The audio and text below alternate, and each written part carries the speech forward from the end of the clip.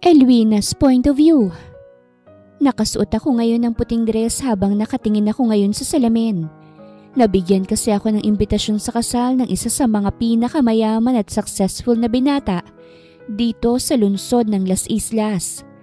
Ayoko sanang magtungo dahil wala naman akong maisusuot, ngunit nangutang si mama para lang makapunta ko. Mama, sayang naman ang pera na inutang mo. Dadalo lang naman ang kasal eh. Wika ko matapos kong mag-ayos. Nakalimutan mo na ba, anak? Kasal to ni Vincent de Luna, anak ng amo ko. Nakakahiya kung hindi mo papaunlakan ng imbitasyon. Ani mama na pinaulanan pa ako ng pabango na pumasok pa sa aking ilong. At malay natin, magustuhan ka ng isang mayamang binata na bisita rin sa kasal. Nasa edad ka na rin naman para mag-asawa. Ma, hindi ko po kailangang magpaganda para lang magustuhan ng kung sino man. Gusto ko kapag nagustuhan ako, hindi dahil magandang suot ko ang mukha ko. Luluma rin naman ang magagandang bestida. Gaya rin ng aking mukha, natatanda rin naman. Sumimangot si mama sa aking sinabi. Basta anak, huwag mo nang problemahin ang utang ko dahil babayaran ko rin yan. Ang mahalaga hindi ka kawawa ron, okay? Bukod doon, makakadalo ka rin sa kasal ni Sir Vincent. Bilang respeto ba? Dapat nga masaya ka na inimbitahan pa ang isang katulad mo sa kasal. Alam ni Sir Vincent na anak ka ng katulong pero binigyan ka pa rin ng imbitasyon. Naibaba ko ang tingin ko sa aking damit. Ngunit hindi naman yata kailangang nakaputi, mama. Pwede namang ibang kulay eh. Iyan ang tema ng kasal, iha. Ano bang magagawa ko, ha? Gusto mo bang mag-black ka ron? Kasal ang dadaluhan mo, anak, hindi patay. Hindi na ako nagsalita pa upang hindi naahaba ang aming usapan. Ang kailangan ko lang gawin ay ang dumalo at umuwi agad pagkatapos. Ginagalang ang isang Vincent de Luna sa aming lugar. Hindi naman siya galing sa angkan ng mga politiko. Ngunit ang kanyang impluwensya at kapangyarihan ay nahahanay na rin sa mga politikong nakaupo sa amin. Kilalang kilala ko ang binata. Napagmasdan ko ang kanyang paglaki. Yun ay dahil bata pa lamang ako, kasambahay na si mama sa mga de Luna. Minsan ko nang nakasalamuha si Vincent, ngunit yun ay dahil inutusan ako ni mama minsan. Pagdating ko sa simbahan, marami ng mga tao. Gaya ko, narito na rin ang ibang mga kababaihan sa aming lungsod na nagpapagandahan sa kanilang suot na damit. Wala akong kaibigan rito kaya't mag-isa lang ako sa aking inuupuan. Misteryo pa rin hanggang ngayon ang swerteng babae na nagpakuha sa puso ni Vincent. Napatingin ako sa nagsalita sa aking tabi at nakita ko si Lana de Luna, ang lola ng lalaking ikakasal ngayon. Nataranta ako sa kanyang presensya. Ma'am Luna! Ngumiti siya sa akin. Anak ka ni Esmeralda, hindi ba? Oo po. Napalunok ako. Hindi ko akalain na nasa tabi ko ang lola ni Vincent. Ramdam ko ang pagbilis ng tibok ng puso ko. Siguro ay dahil sa kaba at takot akong magkamali. Sa lahat ng dalagang naririto, ikaw lang yatang mag-isa. Wala ka bang kaibigan? Nakagat ko ang ibabang labi ko. Wala po. Bumuntong hininga siya. Hindi ko rin alam kung sinong magiging bride ng apo ko eh. Sino ba sa tingin mo? Napakurap-kurap ako sa kanyang tanong. Hindi niya ba alam kung sinong mapapangasawa ng kanyang apo? Wala po kong alam sa buhay ni Sir Vincent de Luna. Ngunit tingin ko'y katulad din niyang mapapangasawa niya. Parehong matalino at mayaman. Wala kang alam tungkol kay Vincent? Hindi ba't anak ka ni Esmeralda? Sabay kayong lumaki ni Vincent dahil si Esmeralda ang kanyang yaya noong bata pa. Nataranta ko. Hindi po kami close. Ngunit yun ang tingin ko sa mapapangasawa niya, ma'am. Pasensya na po. Ang taas pala ng tingin mo sa apo ko, iha? Well, hindi ko rin alam kung anong pumasok sa kokote ng apo ko. Aalis din naman niya ng bansa pagkatapos. Kaya lahat kami nagulat sa kanyang anunsyo na magpapakasal muna siya bago umalis. Hindi na ako nagsalita dahil wala rin naman akong masabi. Bukod ron, natatakot din ako na baka mali ang mailabas ng aking bibig. Trabaho ni mamang nakasalalay dito. Umalis si Ma'am Lana matapos ang pag-uusap namin. Nagtungo siya sa hanay na mga katulad niya na may mga edad na at mga elegante ang mga estilo ng pananamit. Elwina! Lumapit sa akin si Jessie. Kasama niya sila Ruth at Beth na parehong nakataas ang kilay sa akin. Mga kapitbahay kong mga ito't ayaw nila sa akin. Ang isa sa dahilan, si Sir Vincent. Naiinggit kasi sila na libre akong nakakapunta sa mansyon ng mga De Luna. Normal lang naman yun dahil doon nagtatrabaho ang aking ina. At tumutulong ako ron paminsan-minsan. Bakit kayo magkausap ni Ma'am Lana? Sumisip-sip ka ba? Ani Jessie at humalukip-kip. Akala mo ba, high class ka na porket kinakausap ka ng isang Lana De Luna? Baka nakakalimutan mong anak ka ng kasambahay. Kumuyam ang kamao ko. Well, baka uutusan siya ni Ma'am Lana na punasan ng aisle na aapakan ni Vincent. Ani Ruth at Numise. Nagtawanan sila pagkatapos. Ano bang problema nyo? Inggit na naman ba kayo? Hindi ko mapigilan. Sumeryoso ang mukha ni Jessie. Hoy! At ba't kami maiinggit sa'yo? Umutang nga yung nanay mo sa nanay ko para lang makapunta ka rito eh. Yung damit mo, utang na perang pinambili niyan. Oh my gosh, really? Ani Beth. Sayang, ang ganda pa naman ng damit. Galing pala sa utang. Umangat ang kilay ko. Ano naman ngayon kung galing sa utang? Babayaran naman to, Jessie. At nasa simbahan tayo. Baka mapalabas ka nang wala sa oras dahil sa ugali mong namana kay Satanas. Nagulantang sila sa sinabi ko. Mabutit dumating na ang groom kit agad silang bumalik sa kanilang inuupuan. Umayos na rin ako ng upo at tahimik na nagdasal na sana. Simulan na ang kasal at para kapag tapos na makakauwi na ako. Nagtungo sa harapan ng groom kasama ang kanyang mga magulang. Nasa may likod na parte ako ng upuan ket sa unahan ko, kinikilig na mga dalagang nasasaksihan ko na parabang hindi ikakasal ang nagpapatibok ng mga puso nila. Pinagmasdan ko ang groom. Ngayon ko lang siya muling nakita. Mula nang makapagtapos ng pag-aaral si Vincent, naging busy na ito sa negosyo. Ang huling natatandaan ko sa kanya ay noong may party pa sa mansyon. 3 buwan na rin ang nakakalipas. Lasing siya noon at akong napag-utusan na ayusin ang kanyang higaan. Tinanong niya ako kung may boyfriend na ba ako. Na siyang hindi ko naman nasagot dahil tinawag na ako ni Mama at iniwan ko na siya matapos iayos ang higaan niya. Ngayong nakita ko siya muli, napakagaan ng aura niya na parabang ito ang pinakahihintay niyang araw. Wala talaga akong alam sa buhay niya kaya tama lang ang isinagot ko kay Ma'am Lana. Hindi ko nga alam na may girlfriend na pala si Vincent eh.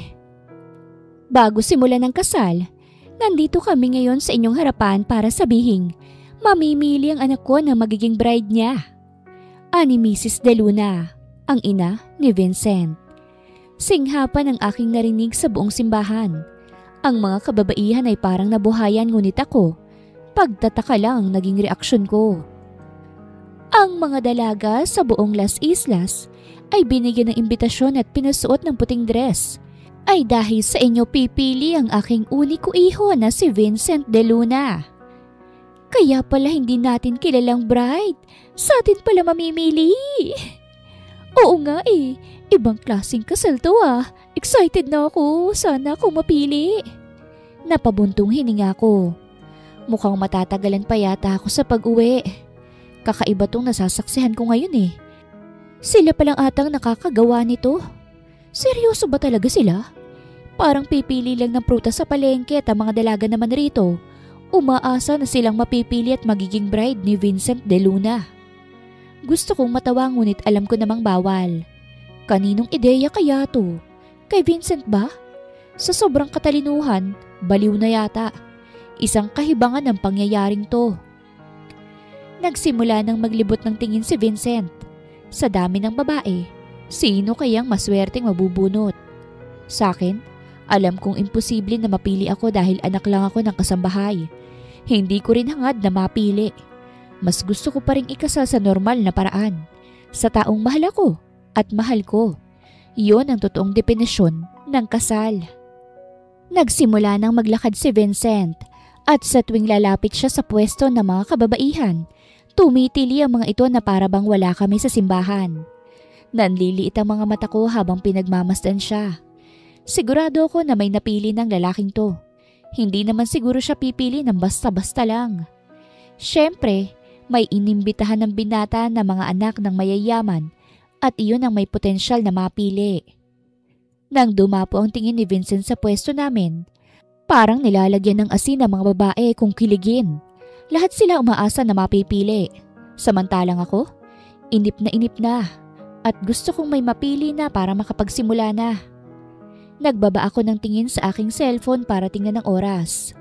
At nang umayos ako ng upo, tumahimik ang buong simbahan. Nagtaka ako dahil ang mga babae na parang uod kanina, hindi na makapagsalita at nasa akin ng tingin. Bakit? Napatingin ako sa aking kaliwa at umawang ang aking labi nang makita ko si Vincent De Luna. Napaangat ako ng tingin sa kanya ngunit agad ding bumaling sa kanang bahagi dahil baka may iba siyang tinitingnan. Miss Elwina.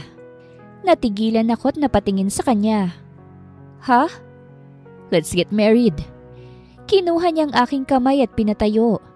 Napatingin ako sa paligid at lahat ng mga dalagang naririto. Gulat sa kanilang nakita. Pati ako ay gulat sa nangyayari. Teka lang, Vincent. Dinala niya ako sa harapan kung saan naroroon sila Ma'am Crisanta at Sir Vicente. Namutla ako at sinubukan kong ialis ang aking kamay sa hawak ni Vincent. Anak yan ni Esmeralda, Vincent! Gulat na sambit ni Ma'am Crisanta. Seryoso ka ba, anak? Magagalit ang yaya mo niyan. Humigpit ang hawak ni Vincent sa akin kaya't mas lalo akong namutla. Siyang napili ko. May magagawa ba siya? Nalaglagan pa nga ng kanyang pamilya at diniretso niya ako sa harap ng pare. Wala akong ibang nararamdaman kung hindi kalituhan at kaba. Buong seremonya, wala akong ibang ginawa kung hindi ang lumunok. Gustuhin ko mang tumakbo, alam kong wala rin akong takas. Hindi ko rin pwedeng tanggihan ang isang Vincent De Luna at baka may mangyari pa kay mama dahil lang sa desisyon ko. You may now kiss the bride. Napaigtad ako sa sinabi ng parit na patingin kay Vincent. Malamig ang kanyang tingin sa akin na parabang napilitan lang siya na pakasalan ako. Ngunit lumapit ang kanyang mukha. Para akong mahuhugutan ng hininga sa kanyang ginawa. Akala ko yahalikan niya ako sa labi ngunit nakahinga ko ng maluwag nang dumampila ang mga ito sa aking pisngi bago humarap sa mga bisita. Sobrang saya ni mama nang malamang ako ang naging bride ni Vincent.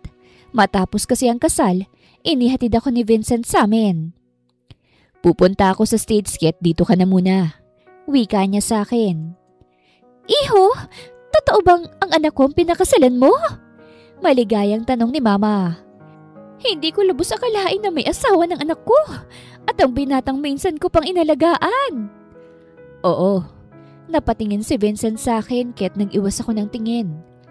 At pagbalik ko galing States, kukunin ko siya rito at magsasama na kami. Napangiwi ako sa narinig ngunit hindi ko yun pinahalata. Mabutit aalis pala ng bansa si Vincent kaya't hindi ko siya makakasama. Para lang niya akong pinakasalan at iniwan. Well, wala namang kaso sa akin yon. Aasahan ko na lang na pag uwi niya, matatauhan siya at magfa-file siya ng annulment. Kasi hindi ko rin gusto na maikasal sa kanya.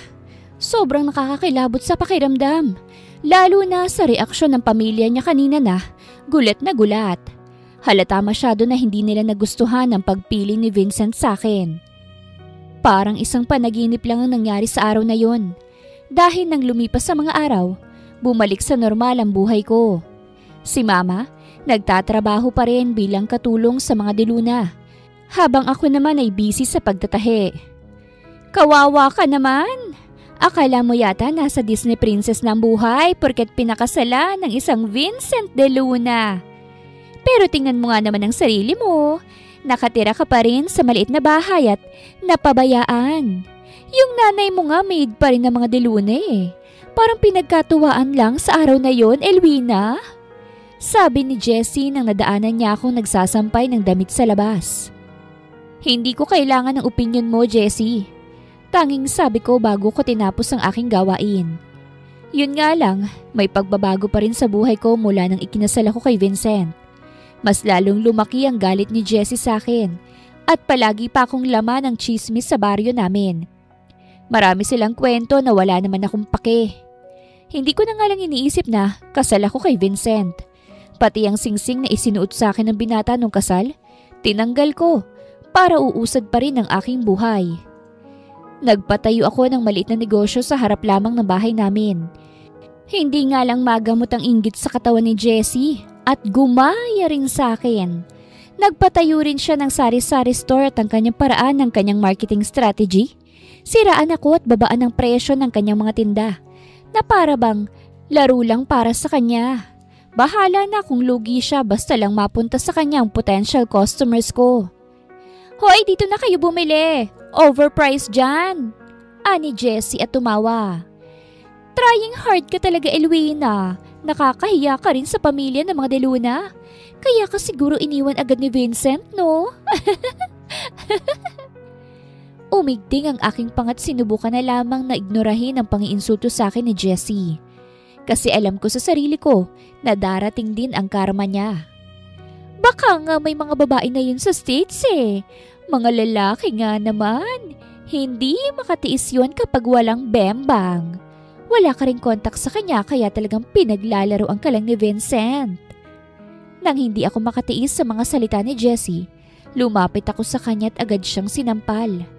Namilog ang kanyang mga mata at ang mga customers na bibili sana dahil sa ginawa ko. Aba!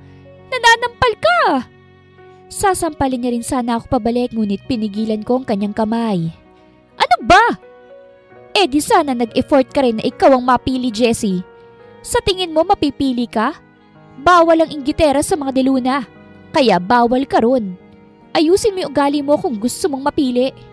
Ang feeling mo naman? Ikaw ang feeling. Wala na ba talagang gamot yung pagiging inggitera mo? Mag-focus ka sa sarili mo, Jessie. Huwag sa buhay ng ibang tao. Sa sobrang invested mo sa buhay ko napapabayaan mo na ang sarili mo. Padabog kong binitawan ng kanyang kamay bago ako umalis at pumasok sa bahay. Mag-iipon na lamang siguro ako ng pera at aalis kami ni Mama sa lugar na ito. Iyon ang pangako ko sa sarili ko. Sunog! Sa gitna ng gabi, nagising ako dahil sa ingay sa labas. Napabangon ako at may naamoy ako na usok. Nasusunog ang tindahan ni Elwina! Napabangon ako dahil sa sigaw na yon at agad tumakbo palabas ng bahay. Namilog ang aking mga mata nang makitang kinakainan ng apoy ang tindahan na pinaghirapan ko. Dumiretso ako doon nang hindi nag-iisip. Kumuha ako ng tubig at saka sinubukan pang salbahin ang dapat na maisalba. Napatingin ako sa mga kapitbahay ko na nakatingin lang sa akin. Magtawag kayo ng bumbero! Please! Hindi na yan kailangan, Elwina. Sunog na yan eh. Hayaan mo na lang yan. Umawang ang aking labi sa narinig. Hindi ako makapaniwala. Inilibot kong aking paningin at nakita ko si Jessie kasama ang kanyang mga kaibigan na nakatingin na rin sa akin. Parang mga bagong gising pa sila. Ngunit malaki ang kanilang ngiti sa labi. Kumuyom ang kamao ko at sinubukang hupain ng sunog kaso huli na ang lahat. Tuluyan ng kinain ng apoy ang tindahan na pinaghirapan ko. Napaupo na lang ako at hinayaan na tumulo ang aking luha sa aking pisngi. Nawalan ako ng malay sa harap ng sunog kong tindahan.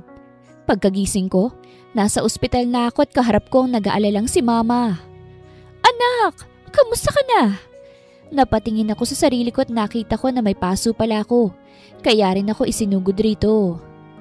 Ano ba pumasok sa kukote mo at talagang binalak mo pang isalba yun? Tingnan mong nangyari sa balat mo sa braso mo. Pinaghirapan ko yun, Ma. Ilang damit ang tinahi ko para lang makapagpatayo ng sariling sari-sari store. Mas mahalaga pa ba yun kesa sa buhay mo? Ani Mama at hinawakan ako sa kamay.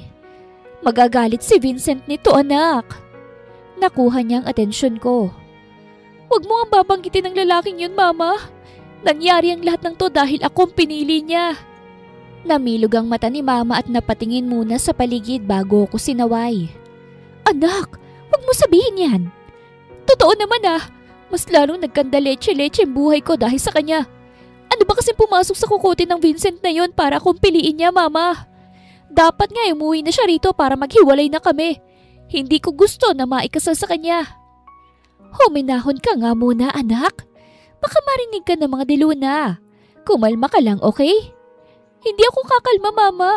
Hanggat nakadikit pa rin ang pangalan ng lalaking yun sa akin. Patuloy ang malas sa buhay ko. Wala akong pakialam kung siya si Vincent Deluna. Hindi ko siya pangarap, Mama. Natahimik si Mama. Wala na kasi ang kanyang tingin sa akin kung hindi nasa pintuan na ng kwartong ito sa ospital. Sinundan ko ang kanyang tingin at umawa ang labi ko nang makita ko si Vincent. Iho! Mabilis na lumapit si Mama upang salubungin ang binata. Nag-iwas ako ng tingin. Nandito ka na pala, Iho. Akala ko sa susunod na taon pang uwi mo.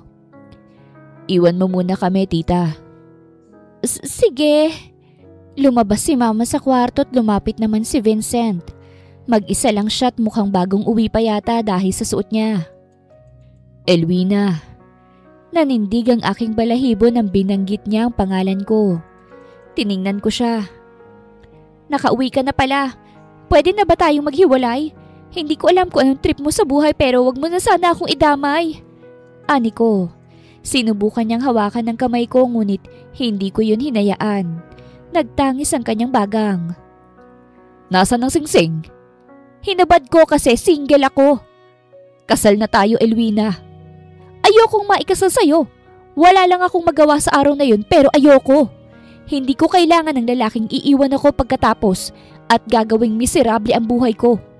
Kaya Mr. Vincent, maawa ka sa akin. Gusto ko ng tahimik na buhay. Hindi ko alam kung naintindihan ba yun ni Vincent. Nanatili lamang siya sa ospital kahit hindi ko siya pinapansin. Hindi gumana ang masasarap na pagkain na pinadadala niya dahil umusbong talaga ang inis ko. Hindi tayo maghihiwalay. Anya nang makiusap muli ako. May inaasikaso lamang ako sa abroad kaya kita pinakasalan muna para may asawa na akong mauuwian. Naibagsak ko ang aking balikat. Bakit ayaw mo kong hiwalayan? Hindi mo naman siguro ako gusto para... Sino nagsabi? Pagputol niya sa akin. Hindi ako pumipili ng hindi ko gusto. Elwina, alam mong gusto kita. Namilog ang aking mga mata. Hindi ko alam. Huwag kang magmaang-maangan. Hindi mo ako pinapansin. Pilit mong dinideny ang katotohanang gusto kita. Noon pa man kahit nung mga bata pa tayo gusto na kita. Hindi ko tanggap na hindi mo ako gusto pabalik. Kaya't ginawa ko yun sa simbahan para hindi ka makatanggi sa akin. Hindi ako nakapagsalita. Hindi ako makapaniwala sa mga lumalabas sa bibig ni Vincent. Parang hindi makatotohanan. Hindi ako nakatulog dahil sa ibinunyag ni Vincent.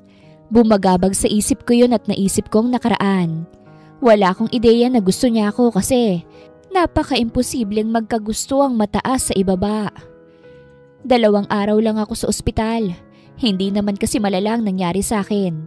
Si Mama ang kasama ko paglabas at sasakay na sana kami sa tricycle na pinakyaw namin. Nang dumating ang isang kotse at lumabas doon, sila Jessie, Ruth at Beth. Namilog ang aking mata nang makita ko sila.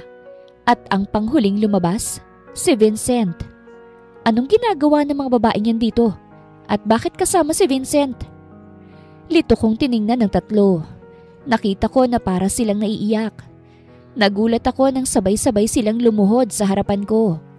Marami pang nakakita dahil nasa labas kami ng ospital. Hoy! Ano ginagawa nyo? Tanong ni Mama. Patawarin mo kami, Elwina. Ani Jessit na kayoko at para siyang takot na takot. Babayaran na lang namin ang nasunog na tindahan. Oo, Elwina. Papalitan namin. Ani pa ni Ruth na parang mahihimatay pa yata sa sobrang putla.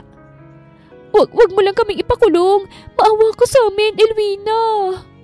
Ani Beth na umiiyak na. Kumunot ang noo ko sa kanila. Ano bang ibig niyo sabihin? Hindi nagsalitang 3 kaya tumikhim si Vincent. Napatingin ako sa kanya. Kami ang nagsunog sa tindahan mo, Elwina. Pag-amin ni Jessie. Namilog ang aking mga mata sa narinig. Patawarin mo kami Kung hindi, papakulong kami ni Vincent Ayaw naming makulong, Elwina. So si Vincent ang nagdala sa 3 torito? Para paaminin na sila ang nagsunog? Kayo palang nagsunog? na muntik pang ikapahamak ng anak ko. Ani mama't pinagpapalo ang mga dalaga ng kanyang dalang bag. Mga wala kayong magawa sa buhay! Sa tingin niyo ba basta-basta ko na lang kayong patatawarin dahil lang sa umamin kayo? Tanong ko matapos mapagtanto ang lahat. Dapat nga kiligin kayo ng todo dahil napansin na kayo ni Vincent. Siya pang magpapakulong sa inyo. Hindi dapat kayo matakot makulong. Dapat magsaya kayo kasi si Vincent ang magpapakulong sa inyo. Diba? Namutla lalo ang tatlo. Hinayaan ko lang silang roong nakaluhod at iniwan na. Didiretso na sana ako sa tricycle nang hawakan ni Vincent ang braso ko. Napatingin ako sa kanya. Sa kotse ka na sumakay. Uuwi na tayo. Ha? Gaya ng sabi ko, magsasama na tayo pag uwi ko, Elwina. Kaya sa akin ka na sasama. Vincent's point of view. Dadalhin ko si Elwina sa mansyon upang formal na ipakilala sa aking pamilya. Bilang asawa ko. Noong umalis ako sa bansa pagkatapos ng kasal, binalaan ko ang pamilya ko na wag guguluhin ang buhay ni Elwina habang wala pa ako, kaya't hindi sila nangialam. Alam ng pamilya ko kung gaano ako kabaliw sa anak ng yaya ko. Nung bata pa ako, umiyak pa ako nang hindi tinanggap ni Elwina ang regalo ko noong birthday niya. Naiinis din ako dahil hindi ako pinapansin at mas lalong na bad trip dahil nang lumaki na kami, madalang na lang ang pagpunta niya rito sa bahay. Kaya ngayong hinanapan na ako ng asawa ng pamilya ko, kinuha kong pagkakataon na yun para gumawa ng paraan para hindi makatanggi ang isang Elwina sa akin. Tahimik lang si Elwina sa aking tabi. Nasa gitna kami ng biyahe. Gusto ko siyang magsalita ngunit alam kong hindi rin siya sasagot kung puro kalokohan lang din ang lalabas sa bibig ko. Nagbaba ako ng tingin sa kanyang kamay na nasa ibabaw ng kanyang hita. Wala nang singsing doon. Nakagat ko ang ibabang labi ko't kinuha ang kanyang kaliwang kamay. Teka, walang singsing. Hininto ko muna ang kotse sa gilid ng kalsada. Kinuha ko ang bagong biling singsing at isinuot sa kanyang daliri. Namilog ang mata niya nang halikan ko ito pagkatapos. Kailangan may singsing ka dahil isa ka ng deluna, Elwina. Hinihintay ka na ng pamilya ko sa mansyon. Ilang minuto lang naman ang biyahe at pagdating namin, agad ko na siyang hinawakan sa kamay bago pa man siya lumayo sa akin. Asawa mo na ako, Elwina. Dapat ako lang ang iniisip mo. Kita kong pagngiwi niya kaya't natawa ko. Pero sa kaloob-looban ko, masakit siya sa puso. Kasi kahit anong yaman at gwapo ko, sampal pa rin sa akin na hindi magustuhan ng babaeng matagal ko nang iniibig. Na kinakailangan ko pang magpakasal sa ganung paraan para lang siya maging sa akin. Pero hindi pa rin naman ako nawawalan ng pag-asa. Balang araw, mamahalin din ako ng isang Elwina. Apo! Tuwang-tuwa si Lola nang salubungin niya kami sa entrance. Sa likod ni Lola ay ang mga kasambahay na nagsisilbi sa kanya. Welcome back, Vincent de Luna! Thank you po, Lola. Tumingin si Lola kay Elwina na bahagyang yumuko. Magandang umaga po, Ma'am Lana. Don't call me Ma'am, Iha. Pwede mo akong tawaging Lola. Po? Niyakap ni Lola si Elwina na nalilito na. Masaya talaga ako na ikaw naging asawa ng aking apo. Hindi na ako nagtaka. Ikaw ba naman ang kanyang bukang bibig? Lola, ani ko bago pa siya makapagsalita ng hindi dapat sinasabi. Bitaw na po, naiipit ng asawa ko. Bumitaw naman si Lola at ngumiti ng malaki kay Elwina. Halika, Iha. Excited ka nang makita ng magulang ni Vincent. Napailing na lang ako nang hinila niya ang asawa ko at sila nang sabay na naglakad. Ako naman ay nakasunod na lamang sa kanila. Formal na ipinakilala ko sa Elwina sa mga magulang ko. Gaya ni Lola, mainit rin ang pagtanggap nila kay Elwina na naninibaguhan sa nangyayari. May kasama pala si Mama ngayon, ang kaibigan niya na si Tita Calista. Hindi ko alam na anak ng iyong kasambahay ang pinakasalan ng anak mo, Crisanta. Ani Tita Calista nang magkaroon kami ng oras para makapag-usap. Si Elwina ay kasama ngayon ni Lola. Ginagala niya ito sa buong mansyon, kahit na alam naman na ni Elwina ang buong sulok ng bahay na ito. Oo, Calista. Alam mo kasi matagal nang pinapangarap ng anak ko ang dalagang yan. Kailangan pa niya yang paibigin. Akala namin magagalit si Esmeralda. Paano ba naman kasi? Pilyo itong anak ko. Nung nag-birthday siya noon, 15 anyos, inanunsyo ba naman sa buong bisita na pakakasalan si Elwina? Ayun, nahiya yata. Hindi na masyadong nagpupunta rito. Ma, ani ko. Bakit ka pa ba mahihiya anak? Ang mahalaga, asawa mo na siya ngayon. So, napipilitan lang ang babaeng yun na maging asawa mo, iho? Ani Tita Calista. Natahimik ako. Hindi ganun ang pag-ibig, iho. Sayang at hindi mo nakilalang aking anak na si Jennifer. May gusto yun sa'yo, iho eh. At mas maganda pa kesa dyan sa kinababaliwan mo. Hindi ko naman kailangan ng pag-ibig niya, Tita Calista. Ang mahalaga, kasal na siya sa akin at hindi siya tumanggi. Ako nang bahala sa iba. Hinawakan ni Tita Calista ang aking balikat. Kung magsasawa ka na sa asawa mo, available ang anak ko, iho ah. Magsabi ka lang at papupuntahin ko na agad rito. Natahimik kami pareho ni Mama. Humagalpak naman ng tawa si Tita Calista. Biro lang. Ginawa kong lahat para maging asawa lamang ni Elwina. Ipinagluluto ko siya. Binibigyan palagi ng bulaklak tuwing umaga. At kahit busy ako, tumatawag talaga ako para lang maramdaman niya na may asawa na siya. Siyempre, tabi rin kaming matulog. Kahit hinaharangan niya ng una ng gitna ng kama namin. Yumayakap ako sa kanya kapag natutulog na siya. Hindi ko alam kung bakit hanggang ngayon, hindi sumusuko ang puso ko sa kanya. Kasi sa totoo lang, pwede naman akong mawala ng interes sa kanya at ibaling na lang sa iba itong atensyon ko. Ngunit hindi talaga siya mawala sa sistema ko. Siya talaga ang pinapangarap ko. Good morning! Pinaulanan ko siya ng halik sa mukha kaya nang nagreklamo siya, lumayo ako. Ano ba? Huwag mo kang gawin yan. Ngumuso ako. Bakit naman? Basta! Tumikhim siya. Maligo ka na nga. May trabaho ka pa, di ba? Hahandaan mo ba ako ng maisusuot? Napatingin siya sa akin. Ngumiti ako. Biro lang. O sige, paghahandaan kita. Maligo ka na. Hindi na mapawi-pawi ang aking ngiti nang maligo ako. Halos kainin ko ng sabon para lang bumango ko. Kasi pag mabango ko, baka ma-inlove si Elwina sa akin. Pagkatapos kong maligo, lumabas agad ako. Excited na kasi ako magbihis. Walang laman ang isipan ko ngayon kung hindi ang asawa ko. Hindi na ako makapaghintay na suotin ang kanyang ihahandang damit sa akin. Asawa ko, ang damit ko. Natigilan ako nang makitang hindi lang mag-isa si Elwina. Kasama niya si Mama at masaya silang nag-uusap. Kaso nung nakita ko, pareho silang natigilan at sabay na bumaba ang tingin sa akin. Anak! Hindi ka na bata para magburles. Nakakahiya! Tiningnan ko ang mukha ni Elwina. Para siyang nandidiri sa tinitingnan niya. Bakit? Nagbaba ako ng tingin sa aking katawan at namilog ang mata ko sa sobrang kahihiyan. Agad kong tinakpan ang aking alaga gamit lamang ang aking mga kamay. Tumayo si Elwina, hindi makatingin sa akin. Naihanda ko ng damit mo, magbihis ka na. At lumabas ito sa kwarto. Nakagat naman ni Mama ang ibabang labi at agad sumunod kay Elwina. Parang gusto ko na lamang magpakain sa lupa sa kahihiyan. Sobrang aga pa para makita ni Elwina itong alaga ko. At diring-diri na siya. Hindi tuloy ako makafocus sa trabaho. Ang nasa isip ko yung itsura ni Elwina na diring-diri sa akin. Bakit? Masyado bang maliit?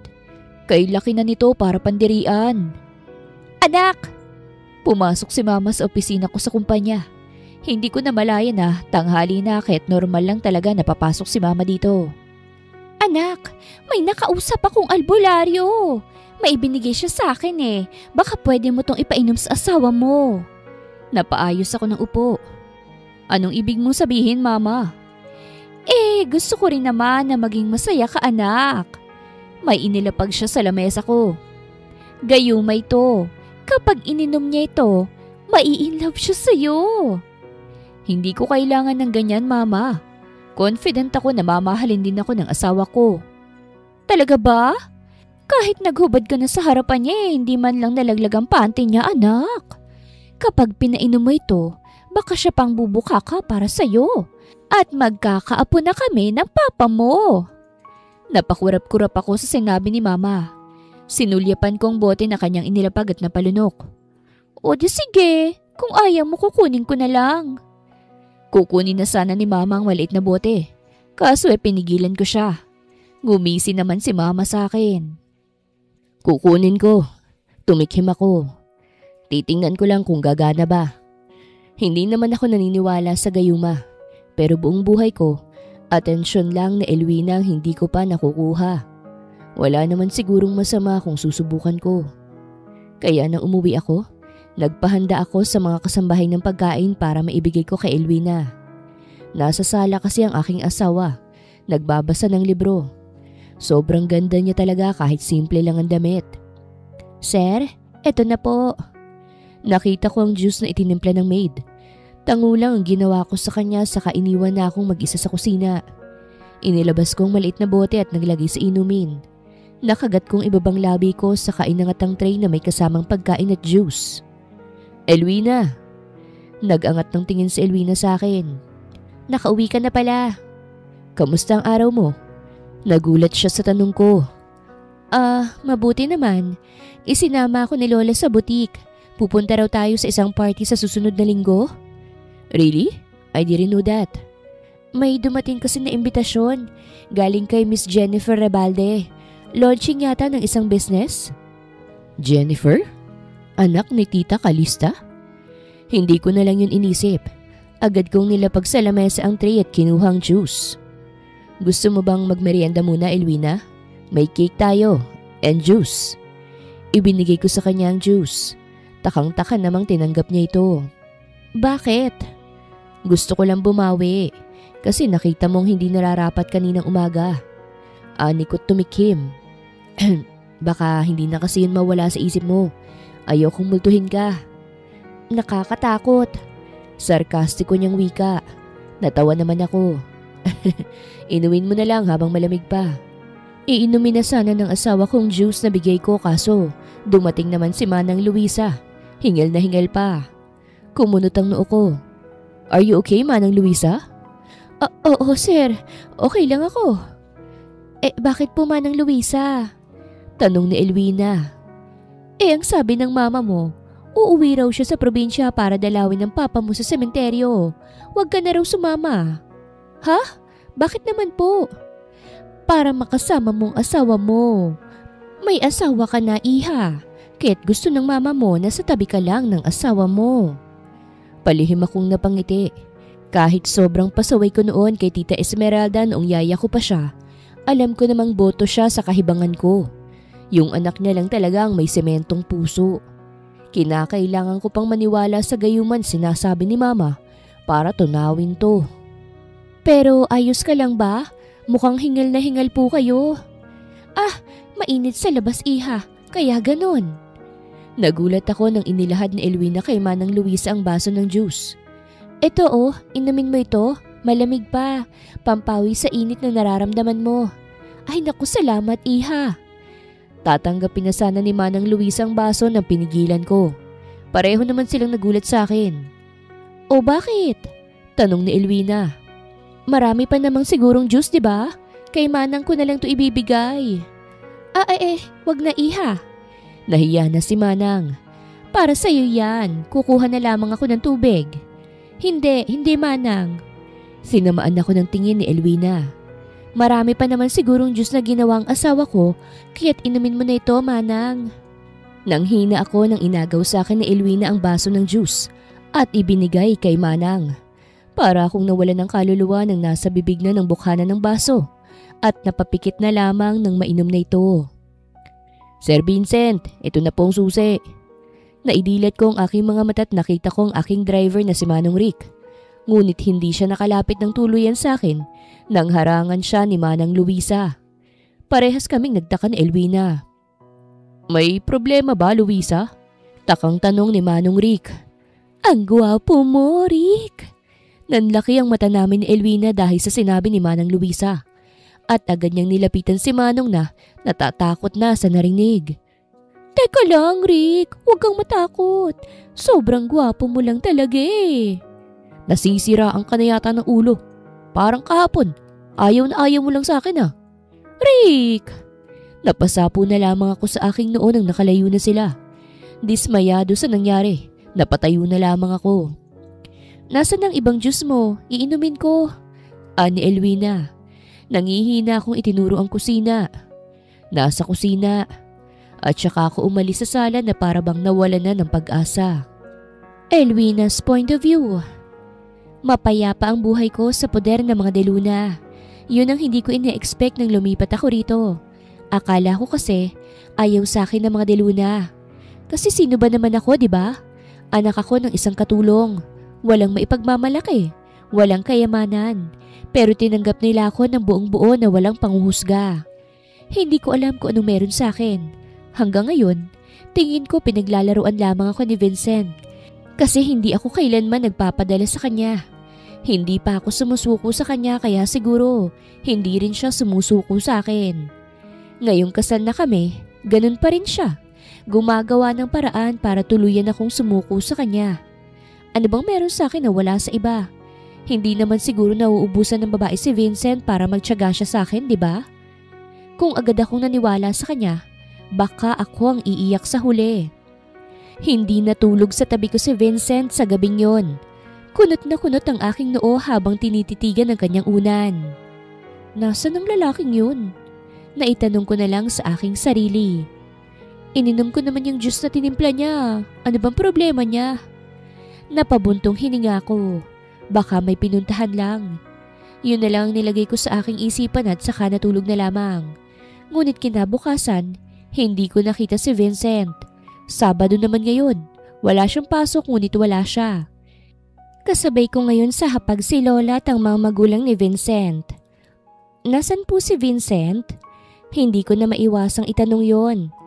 Lahat sila'y napatingin sa akin. Hinahanap mo ang asawa mo? Wala po kasi siya eh. Hindi ko rin siya katabi kagabi. Ngumisi si Tita Crisanta. Namiss mo bang anak ko, iha? Namula ang aking pisngi. Hindi naman po sa ganun. Hindi ko kasi siya nakita simula kagabi. Naku, matutuwa yun kapag nalaman na namimiss mo siya. Lalabas yun sa lungga niya. Ani Lola Lana at humagalpak pa. Ewan ko talaga sa binatang yon. Hindi talaga marunong dumiskarte sa isang babae. First time niya kasi, ma. Ani Tita Crisanta at natawa. Nasa kabilang kwarto lang siya, iha. Masama raw ang pakiramdam eh. May lagnat po ba siya? Oo yata, iha. Hindi rin kasi kumain kagabi yun. Baka gusto mong dalhan ng pagkain. Ngumiti ka rin para gumaling na siya. Napatingin ako sa kanilang lahat. Napatango pa si Tito Vicente sa sinabi ng kanyang asawa. Nagtungo ako sa kwartong sinasabi ni Tita dala ang tray na may pagkain. Kinatok ko ito ng 3 beses bago ako pumasok. Sobrang dilim ng kwarto kahit umagang-umaga pa lang. Close the door. Rinig kong sabi niya. Nakahiga habang tinatakpan ng sarili ng kumot. Maingat kong sinarang pinto saka lumapit sa kanya. Nilapag ko sa side table ang tray saka lumapit sa bintana upang hawiin ang kurtina. Napapikit ako dahil sa sinag ng araw. Close the curtain, please. Hindi ko yun pinakinggan at saka niyugyug siya. Vincent! Nang hindi siya gumalaw, hinila kong kumot. Nakita ko siyang nakapikit pa. Vincent! Si Elwina to. Kumain ka na. Nagdilat siya ng mata. Umawang ang kanyang labi nang makita ko. Kumain ka na.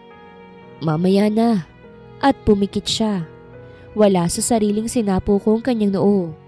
Hindi ka naman nilalagnat ah. Ayos ka lang ba? Hindi siya sumagot. Nakagat kong ibabang labi ko. Gusto mo subuan kita? Agad siyang napabangon pa upo. Nagulat ako sa kanyang ginawa. Gagawin mo yon? Susubuan mo ko? Hindi ka naman nilalagnat eh. Pero sobrang sama talaga ng pakiramdam ko asawa ko. Kaya hindi ako tumabi sa'yo kagabi kasi ayokong mahawaan ka. Ano bang gamot yan? Tinuro niya ang labi niya. Tingin ko, gagaling ako kapag ikikis mo ko. Alam ko naman na nagpapanggap lamang tong lalaking ito pero pagbibigyan ko na lamang. Lumapit ako sa kanya saka hinalikan siya sa labi. Saglit lang sana ang plano ko para lang pagbigyan siya kaso bigla niya akong hinila kaya't napahiga ako sa kama at nilunod niya ako ng halik niya. Nang kumalas siya sa halik, nagkatinginan kami. Napalunok ako at ramdam ko ang mabilis na pagtibok ng puso ko. I love you, Elwina. Ano pa bang gagawin ko para maniwala ka lang sa akin? Ano bang meron sa akin, Vincent, para umabot ka sa ganito? Ang dami-daming babae na. Bakit hindi ikaw? Pagputol niya sa aking tanong. Ang taas ng tingin ko sa'yo samantalang ikaw. Sobrang baba ng tingin mo sa sarili mo, ha? Hindi pa ba sapat na pinakasalan kita para masabing seryoso ako sa'yo? May annulment naman. Afford mo yun. Hindi ko yun gagawin. Kaya kung tatanggapin mong pag-ibig ko, hahayaan mo kong halikan ka. Halik mo lang papawi sa karamdaman ko ngayon, Elwina. Lambing mula sa asawa ko. Pumungay ang kanyang mga mata habang nasa ibabaw ko siya. Sobrang lapit na namin sa isa't isa at itong puso ko. Parang bomba na anumang oras ay biglang sasabog. Nang hindi ako nagsalita, otomatiko akong pumikit nang lumapit muli ang kanyang labi sa akin. Marahan ang kanyang paghalik. Para niya akong hinehele at hinihila sa mga halik niya. Nang aakit siya para halikan ko siyang pabalik. Iha, nakalimutan mo palang dalhin ang gamot. Natigilan kami pareho ni Vincent at lumingon sa pinto na bumukas. Nalaglag ang panga nila Tita Crisanta at Lola Lana sa nakita. Nakita nilang pumaibabaw si Vincent sa akin. Ay! Mukhang hindi na pala kailangan ng gamot. Ani Lola Lana at hinila si Tita Crisanta. Sobrang galing na pala ng apo ko, Crisante. Kaya na yatang gumiling sa kama. Tara na, huwag na natin silang istorbohin. Napasinghap ako at tatawagin sana sila ngunit sinara na nilang pinto at narinig ko pa ang kanilang hagik-hikan sa labas. Magpatuloy na tayo, Elwina. Tuluyan ko nang tinanggap sa aking sarili na si Vincent Delana ay asawa ko na. Hindi kasi kami magwo-work kung palagi na lang akong pakipot, kaya't binigyan ko siya ng tsansa upang patunayan ang sarili niya. Good mood na good mood si Vincent. Hinayaan ko na lang siyang tanggalin ang una na nakapagitan sa amin at ang yakapin ako na matulog. Medyo nasanay na rin ako dahil matigas rin naman ang ulo niya. Kahit nagharang pa ako ng unan, hindi pa rin niya yung sinusunod habang tulog ako. Lumabas kami na kaming dalawa lang. Nagtungo kami sa malaking mall dito sa lungsod ng Las Islas para bumili ng isusuot. Nakahawak siya sa aking kamay. Kaya yung mga nadadaanan naming dalaga, inggit na inggit sa nakikita. Gusto mo bang manood tayo ng sine?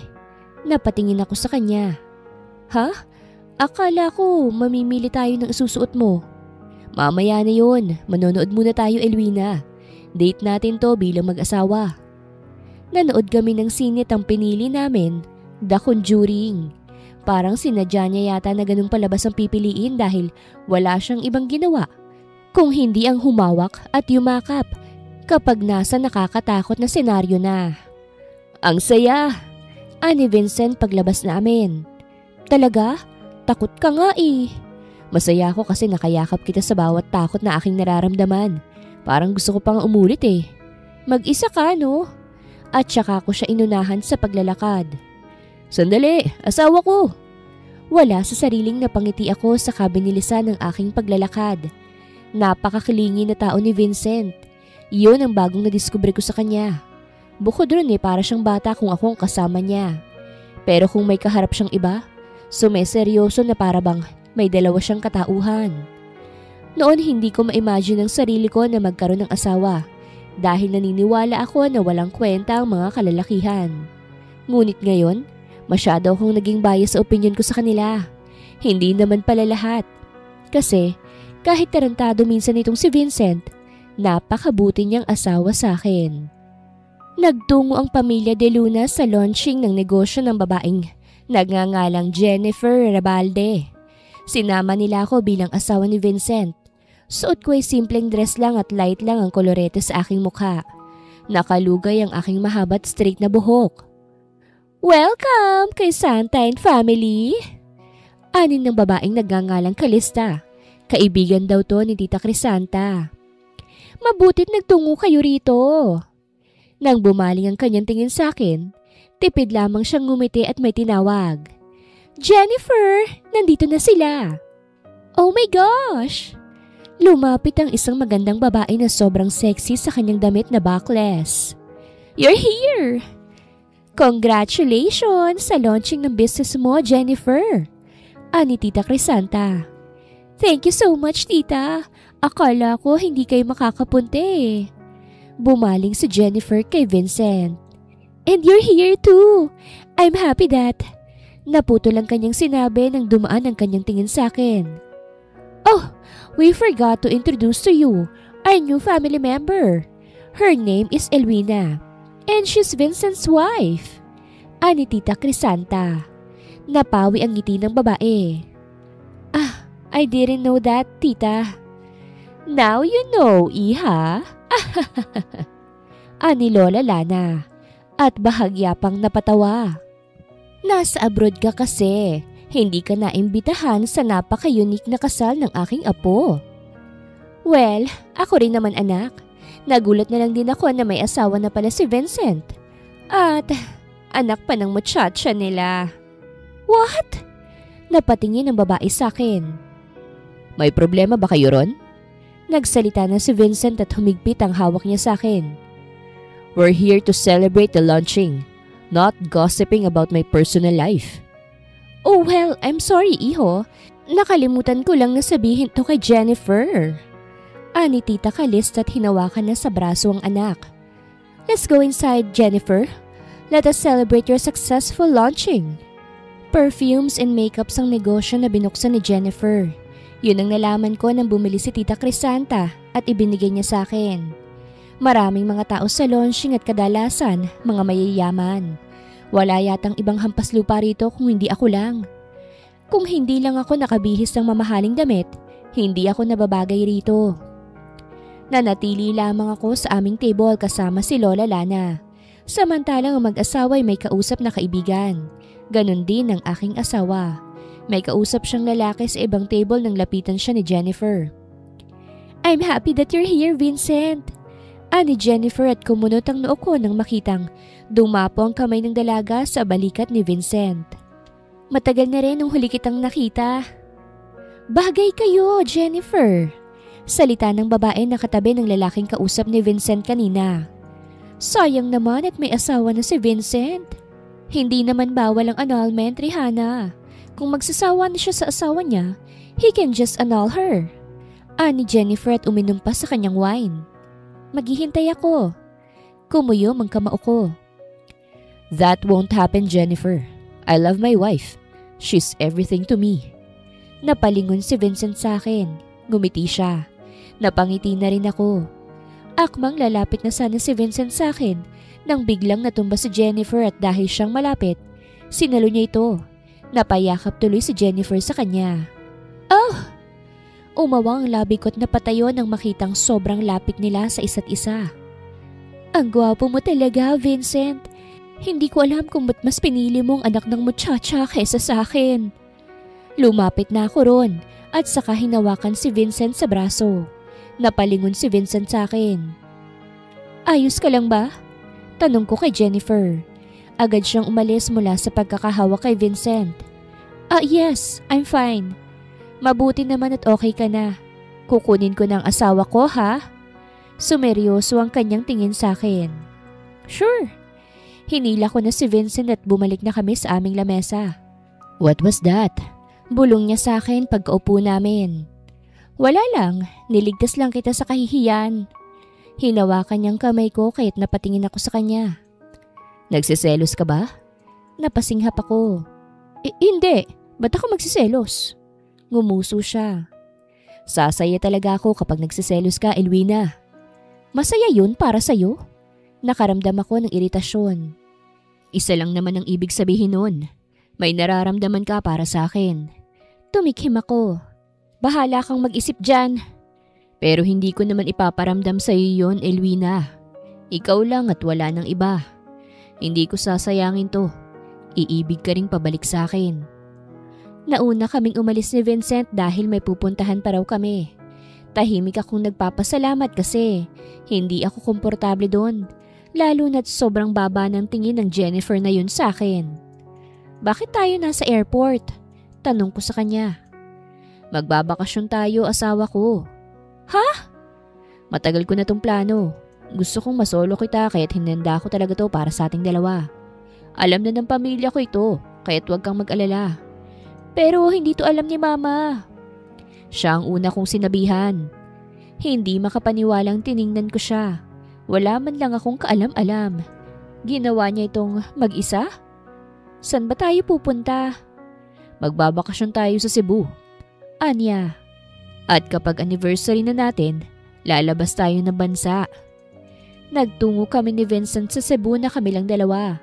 Ako lang itong gulat na gulat kasi si Vincent, handang-handa na pala sa ganito. Masaya ang puso ko kasi nakapunta ako sa ibang bahagi ng lugar sa Pilipinas. At sa Cebu pa ang unang apak namin, kaya't ang sarap sa pakiramdam. Saan mo gustong mamasyal? Ipinakita sa akin ni Vincent ang mga listahan ng mga tourist destinations sa Queen City of the South. Nakita ko mga pictures ng pasyalan. Lahat magaganda. Hindi nga ako makapili. Pwede rin naman nating puntahan lahat kung hindi ka makapili, Elwina. Napatingin ako sa kanya. Okay lang sa'yo? May work ka pa, diba? Nakakapaghintay naman ng trabaho ko, pero ang bakasyon, hindi. Hindi ko muna iisipin ang trabaho, Elwina. Ang iisipin ko muna ay ikaw. Nang hindi ako makapag-decide kung saan kami mamamasyal, si Vincent na lang ang pinapili ko. May van na naghihintay sa amin sa labas ng hotel na aming pinagsistayan at prinsesang-prinsesang trato sa akin ni Vincent. Inuna naming pasyalan ng sentro ng Cebu. Nagpunta kami sa Sirao Gardens, Temple of Lea at saka Tops. Nagtungo rin kami sa 10,000 Roses sa Cordova sa araw na iyon. Sa mga sumunod na araw, nagtungo kami sa South. Nag-snorkeling kami at saka canyoneering sa Batian. Hi ma'am, hi sir. Bati sa amin ng tour guide. Puros mga lalaki ang tour guide namin at ang mga ito hindi makahawak sa akin kasi sumasama ang tingin ni Vincent sa mga ito. Ikaw ba ang tour guide ko? Tanong ko kay Vincent dahil siyang humahawak sa akin, imbis na gawin ng tour guide ang trabaho niya. Ayoko lang na humahawak siya sa'yo. Nagseselos ako, Elwina. Napairap ako. Trabaho nila yun, ano ka ba naman? Basta. Tiningnan niya muli ang tour guide bago kami nagpatuloy. Nagtungo rin kami sa Osmeña Peak. Nung una, takot pa ako dahil baka mahulog. Ngunit kalaunan, nagustuhan ko na rin ang tanawin. Kasi kitang-kita ang buong Badian, pati na rin ang isla nito. Ang ganda rito, Vincent. Sambit ko't napatingin sa kanya. Salamat ah. Sumeryoso ang kanyang muka. Mahal kita, Elwina. Natigilan ako. Hindi ako magsasawang sabihin yun sa'yo. Hindi ako titigil hanggat hindi ko marinig ang sagot mo sa sinasabi ko. Nakagat ko ang ibabang labi ko. Buong buhay ko, akala ko pinagtitripan mo lang ako na hindi ka naman seryoso sa mga sinasabi mo. Paano mo naman nasabi yun?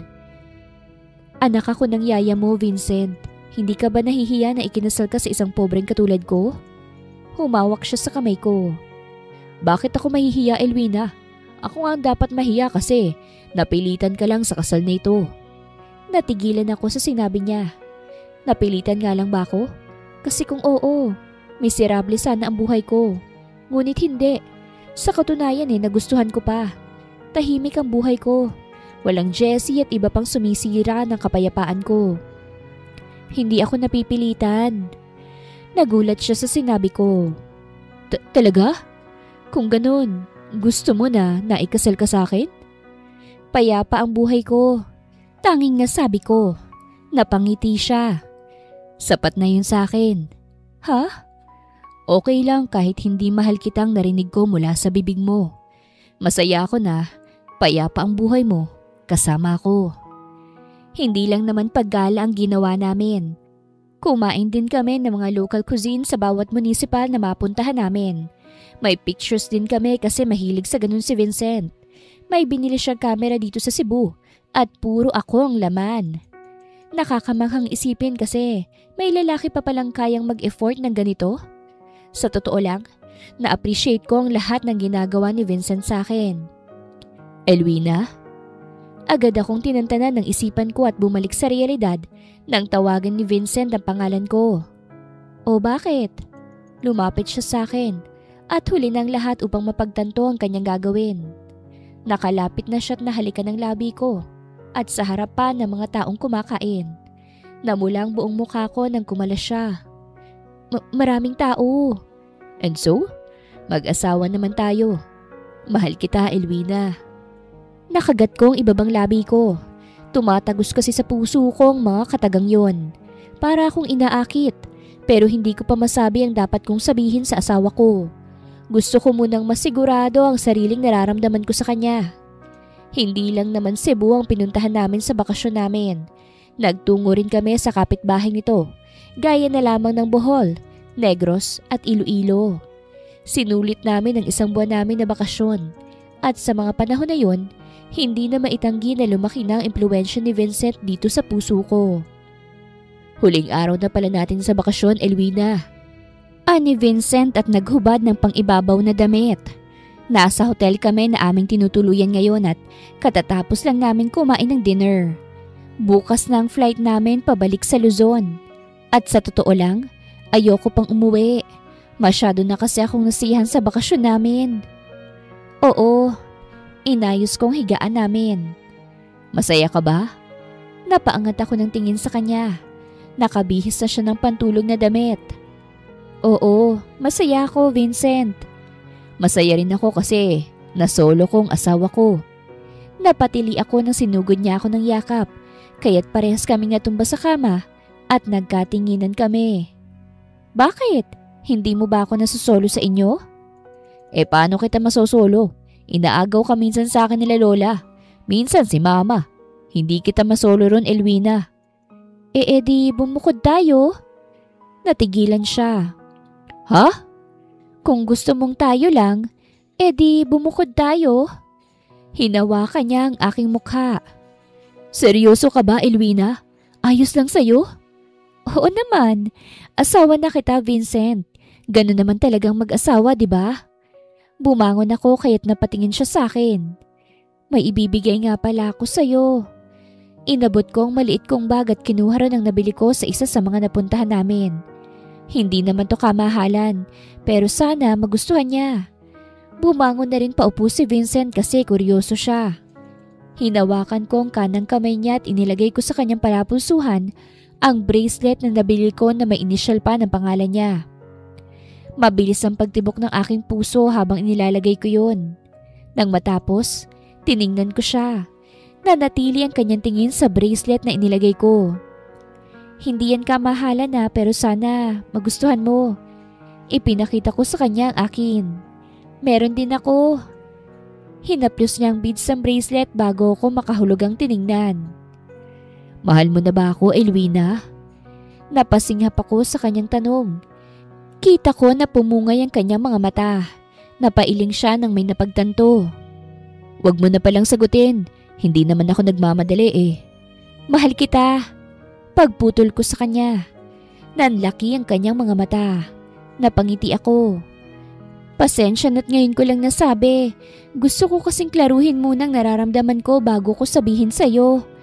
Kaya ako nagbigay sa'yo kasi sa ganun sanang paraan isasabi ko sa'yo ang feelings ko. Talaga? Mura lang yan ah. Pero mahal ako nang nagbigay. Napaiwas ako ng tingin sa kanya. Pwede na ba nating gawin ang honeymoon natin? Gulat akong napatingin sa kanya. Ha? Tutal, mahal naman natin ang isa't isa, Elwina. Gusto kitang halikan at mahawakan. Namulang buong mukha ko. Sa loob ng pagiging mag-asawa namin, hanggang halik at yakap lamang siya sa akin. Hindi pa kami lumalagpas doon. Kaya ang sabihin yun sa akin ngayong nasa iisang kwarto kami, parang hindi ako makahindi. Ilang buwan na rin kaming kasal. Virgin pa ako, Vincent. Nahihiya akong sabi. Wala akong alam sa ganung bagay ah. Virgin din naman ako, Elwina. Hindi makapaniwala ako siyang tiningnan. Joker ka rin pala eh. Hindi ka ba naniniwala? Sa itsura mong yan, wala kang experience? Paano ko mararanasan yun? Hindi mo naman ako pinapansin. Pag sa sarili lang ang ginagawa ko. At uminit ang mukha ko sa sinabi niya. At saka, porket virgin ako wala akong alam. Nanonood kaya ako ng mga video kahit nasisiguro kong magaling ako sa kama. Ayokong hindi ka masarapan sa unang experience natin, Elwina. Kaya nag-aral talaga ako. Napasapo na lamang ako sa aking noo. Wala na bang ibubulgar ang lalaking to? Naramdaman ko ang pag-usog niya palapit sa akin at hinalikan niya ang balikat ko. Nagkatinginan kami. Mahal kita at hinding-hindi kita sasaktan. Napapikit ako nang simulan akong halikan ni Vincent. Hiniga niya ako sa kama at agad siyang pumaibabaw sa akin upang mas mahalikan ako. Ramdam ko ang kaba ko pero mas nangingibabaw ang excitement. Asawa ko na si Vincent, kaya't wala na yung kaso sa akin. Magandang araw mga viewers! Ang kwentong ito ay hatid ng Love Series TV. Salamat sa pakikinig! Welcome back, Mr. and Mrs. De Luna!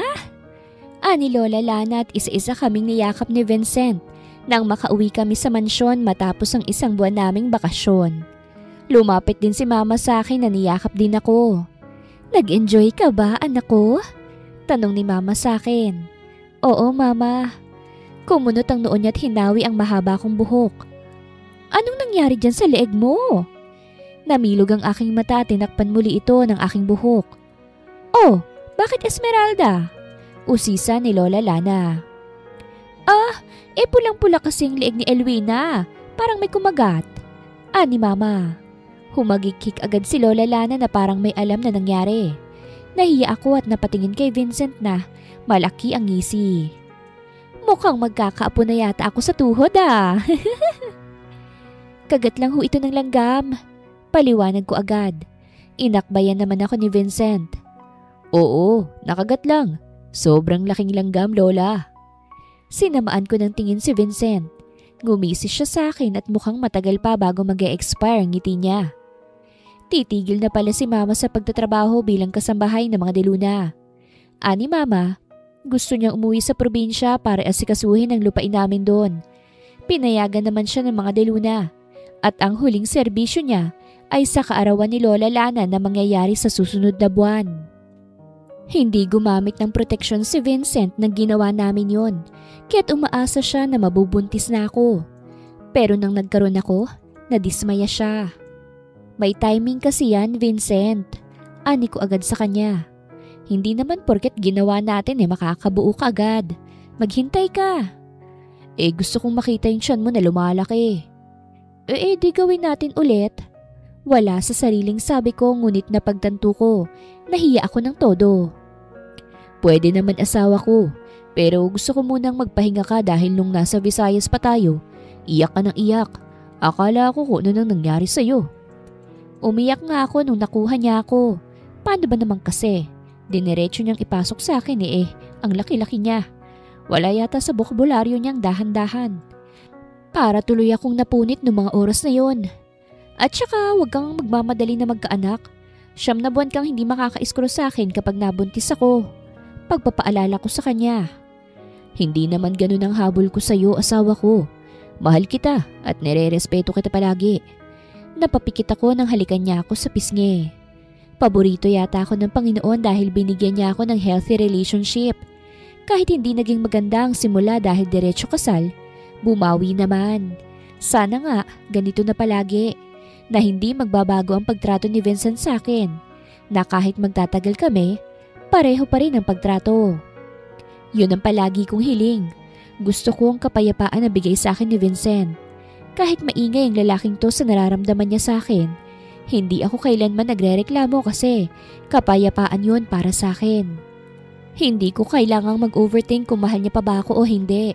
Kasi araw-araw niyang pinapaalala yun sa akin. Kaya't kahit anong iba to sa amin ng iba na hindi tanggap ang relasyon namin, hindi yun umiepekto sa akin kasi mahal ako ng asawa ko. At ganun din ako sa kanya. Naging busy ang mansyon dahil sa nalalapit na birthday ni Lola Lana. Ika-80th birthday na kasi niya at bilib ako dahil sa ganung edad, malakas pa rin ang matanda. Grande ang magiging kaarawan niya dahil uuwi ang iba niya pang anak na nakatira sa ibang bansa. Marami ring invited sa party at kadalasan, mga kauri din naman nila. Iha, ano kayang maganda kong susuotin sa kaarawan ko? Ani Lola Lana at ipinakita niya sa akin ang litrato ng mga mamahaling gown. Ikaw po, ano po bang gusto nyo? Hindi ako makapili ihe. Gusto ko lahat eh. Pwede mo bang sabihin kung saan ditong maganda? Okay lang po ba sa inyo? Hinawakan niya ang kamay ko. Bakit naman hindi? Pamilya na rin kita. Asawa ka ng apo ko, iha. Masisiyahan ako kung ikaw ang pipili para sa akin. Pinili ko ang simple ngunit elegante para kay Lola Lana. Hindi kasi bumagay sa kanyang makulay na damit kasi masakit din siya sa mata at nagmumukhang cheap. Kaya't dirty white ang pinili ko na babagay din sa aura niya. Masaya ako dahil sinali nila ako sa plano. Hindi ako kailanman na out of place. Kaya naman nang dumating na ang kaarawan ni Lola Lana, sobrang saya ko nang makitang ang pinili ko ang suot-suot niya. Ang ganda mo sa suot mo. Bulong ni Vincent sa akin habang ang kanyang kamay ay nasa bewang ko. Sobrang ganda. Napatingin ako sa kanya. Gwapo ka rin naman sa suot mo. Hinalikan niya ako sa pisngi at saka sinalubong ang ibang bisita. Hindi ko kilala kadalasan ng dumalo, pero sa tingin ko, bigating tao kadalasan ng mga naririto. Thanks for the invitation, Vincent! Natigilan kami pareho ni Vincent nang pumasok sa entrance, sila Tita Calista at ang anak niya na si Jennifer. Sobrang ganda ng kanilang gown na bumagay sa event. Ang ganda naman ng gown mo. Puna agad ni Jennifer nang makita ko. Magkano kaya yan? I bought it for her. Ani Vincent. So sweet naman, Vincent. Of course. She's my wife after all. Mabutit may kasunod pa na guest kaya't kinakailangan na nilang umabante. Nasa tabi lang ako ni Vincent buong party.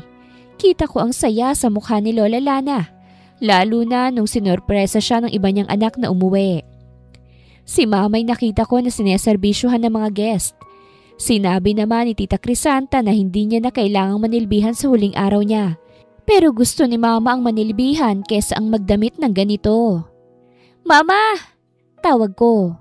Naghiwalay muna kami ni Vincent dahil may kausap siyang lalaki. Napatingin sa gawi ko si Mama at lumaki ang kanyang ngiti. Ang ganda mo sa gown mo, anak. Opo, ikaw po ba? Ayos ka lang? Pwede kitang tulungan. Bakit mo naman ako tutulungan? Nang nakagown talaga? Ikaw talaga. Asawa ka na ni Vincent de Luna. Hindi ka pwedeng magsilbi, anak. Napasimangot ako. Wala naman akong masyadong kilala rito, Mama.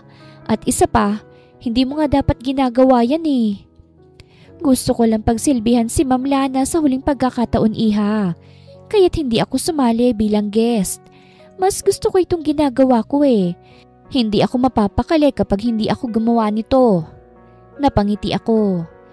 Sobrang tagal na talaga ni Mama sa poder ng mga de Luna.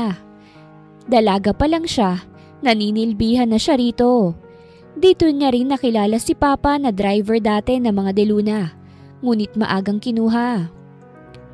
Have you seen my necklace, Esmeralda? Lumapit si Tita Crisanta. I was supposed to wear it. Nawawala kasi. Hindi mo ba nahulog, Ma'am Crisanta? Tanong ni Mama. Hindi ko nga matandaan eh. Hindi ko pa yun na isusuot. Lumapit din si Tita Calista. Problemadong dating niya. May magnanakaw ba sa mansyon niyo? Crisanta, nawawala ang phone ko. Napatingin kami sa kanya. What do you mean, Calista? Nawawala ang phone ko. Nasa bag ko lang yun eh. Pati nga si Jennifer ninakawan. Imposible namang may magnanakaw dito. Ani agad ni Mama. May CCTV naman ho. Pwede nating tingnan. Whose bag is this? Malakas ang boses ni Jennifer kaya't narinig to ng mga bisita. Natigil nga ang background music dahil doon. Akin ho iyan? Bakit ho? Ani Mama. Oh my gosh, this is yours? Bakit nandito ang phone ni Mama at ang necklace ni Tita Crisanta? Namilog ang aking mga mata. Napatingin na rin si Lola Lana sa pwesto namin. Si Vincent naman ay nagpaalam sa kausap para lang lumapit dito. Anong nangyayari? Ano ho ang ibig mong sabihin? Bag ko yan pero wala dyan ang phone at necklace. Ani Mama. So you're saying na nagsisinungaling ako? Ani Jennifer at binuksan ang bag ni Mama. Look, tita, nakita ko to sa likod. May necklace mo at phone ni Mama. My gosh! Magnanakaw ang nanay mo, Miss Elwina. Kumirot ang puso ko sa narinig. Oh my goodness! React ni Tita Calista. Seryoso ba ito?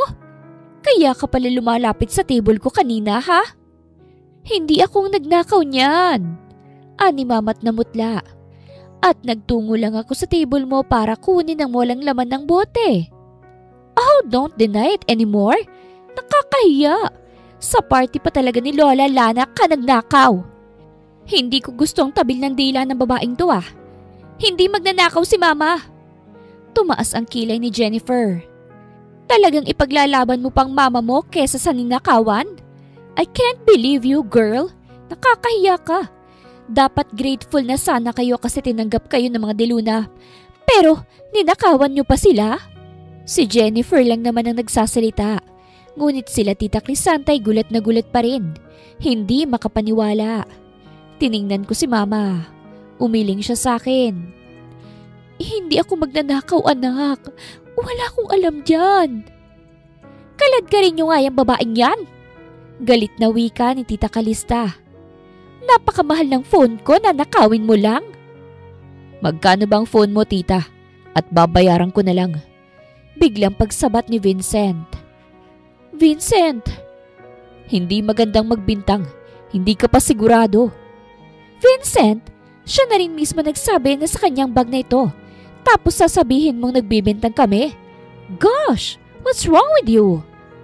Sumikip na ang aking dibdib. Hindi sanay si Mama sa ganito. Lalo na ngayon na pinuno kami ng bulungan. Hindi na ako nakatiis. Kinuha ko ang kamay ni Mama at saka hinila ko siyang paalis. Aba! At tatakas pa! Napahinto ako't nilingon sila. Tiningnan ko si Tita Crisanta. Matagal na ho si Mama dito, Tita Crisanta. Ngayon ang huli niyang araw sa trabaho. Kilala niyo si Mama eh. Hinding-hindi niya yun gagawin. Pero kung ganun ang paniniwala niyo, wala akong magagawa. Malinis ang konsensya ni Mama. Aalis kami para hindi masira ang party ni Lola Lana. Pasensya na ho sa gulo. Elwina! Manatili ka rito, Vincent. Ani ko sa kanya bago ko hinila si Mama palabas ng mansyon. Iyak nang iyak si Mama nang makauwi kami sa bahay. Nasasaktan ako ngayon dahil sa nangyari. Kami lang naman ang naiiba ron eh. At alam ko sa sarili ko na hindi ganun si Mama. Anak, maniwala ka sa akin. Hindi akong kumuha nun. Hindi ko alam kung bakit nasa bag ko yun pero hindi ako yun.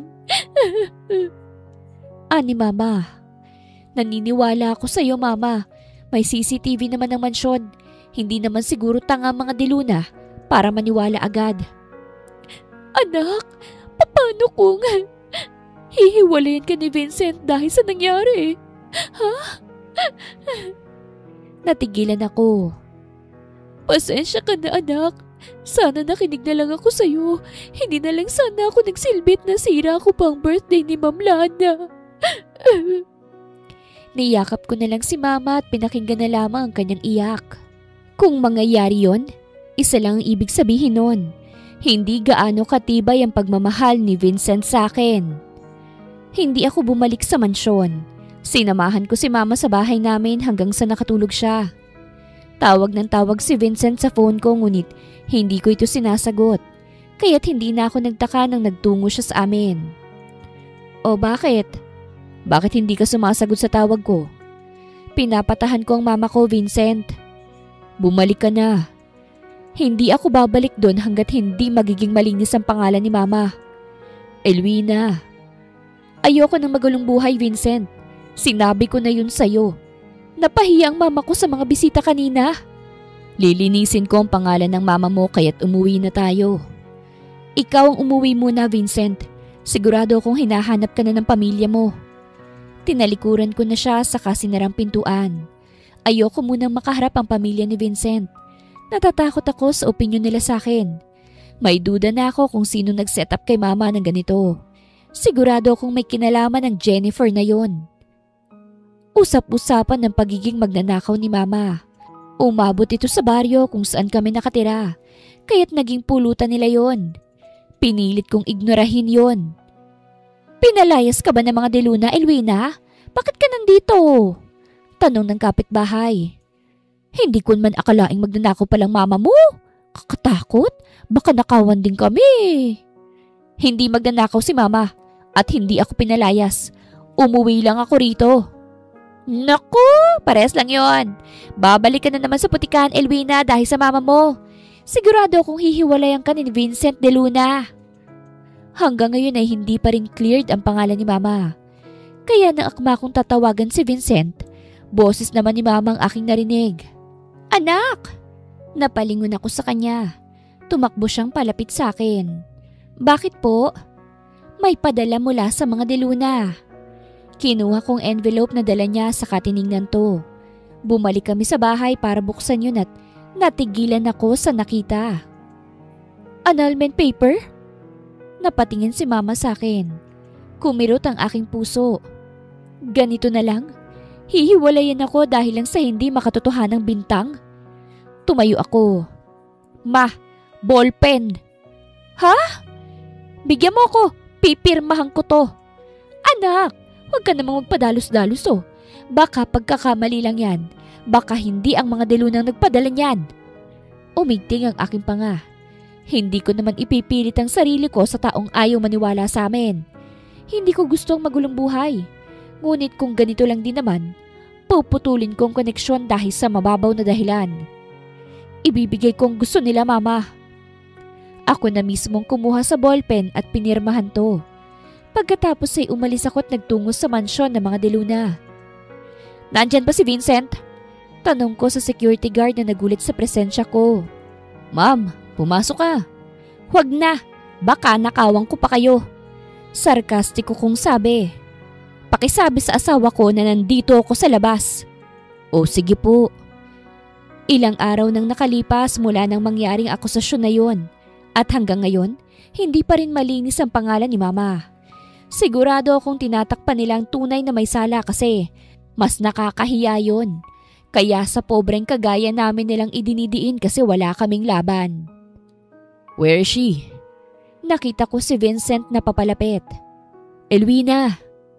Ibinigay ko sa kanyang envelope. Eto, napirmahan ko na yan.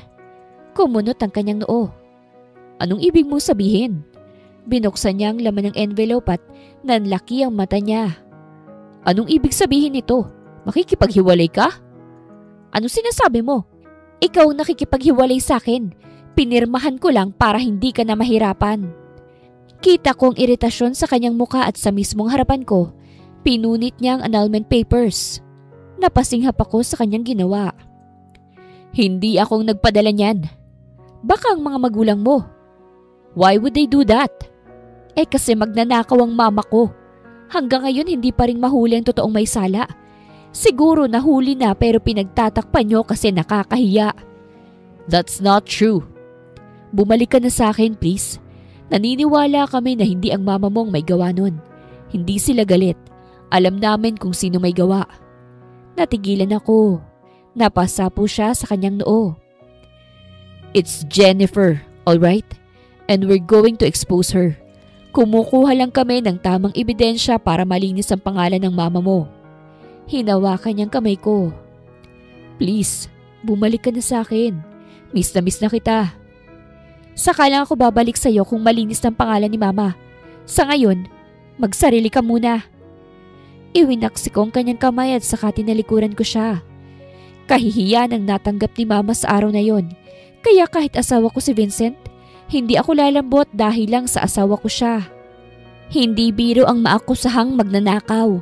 Lalo na kung inaakusahan ay ang taong halos buong buhay nang naninilbihan sa kanila. Mahal na mahal ko si mama. Siya na lang ang tanging tao sa buhay ko kaya't hindi ko siya tatalikuran. Kaya't hanggat ganun pa rin ang tingin sa kanya ng ibang tao, hindi ako babalik sa kanya. Isang umaga, nagising ako ng maaga dahil nasusuka ko. Dumiretso ako sa banyo para isukang lahat At nang tingnan kong sarili ko sa salamin, putlang-putla ako. Hindi kaya buntis ako? Napalunok ako. Hindi ako dinatnan ngayon at sobrang active talaga namin ni Vincent, kaya't hindi imposible na may mabubuo. Anak? Ani Mama paglabas ko sa banyo. Ayos ka lang ba? Tumango lamang ako at dumiretso sa sala. Sumunod si Mama sa akin. Palipasin mo na ito anak, bumalik ka na sa asawa mo. Malinis naman ang konsensya ko eh. Umupo ako sa sala at sumandal. Pumikit ako. Saka na ako babalik kapag nabigyan ng hustisyang ginawa sa iyo, Mama. Lalo na yung Jennifer na yon. Ayoko lang na madapuan ng maduming budhi itong kamay ko, kaya't hindi ko siya sasampalin. Esmeralda! Napadilat ako. Sigaw yon mula sa labas. Tumayo si Mama at sumilip sa pinto. Bakit? Tingnan mo ang social media. Nag-live ang mga dilunat na sa video si Miss Jennifer. Hindi ako makapaniwala. Siya palang may gawa. Umawang ang aking labi at saka mabilis binuksan ang aking phone. Umangat ang kilay ko nang makita ko si Miss Jennifer na umiiyak sa katangahan niya. I'm so sorry. I didn't mean it. Nagsiselos lang kasi ako. Matagal ko na kasing gusto si Vincent de Luna. Gusto kong magalit ang mga de Luna sa babaeng yun at umalis na sila sa buhay nila. Kit nagawa ko yun. I'm so sorry. It was the biggest mistake of my life. I'm sorry. Humagulgul ito. At wala man lang umalo. Para bang binidyohan lang siya para i-expose ang sarili niyang kagagawan. Marami pang viewers.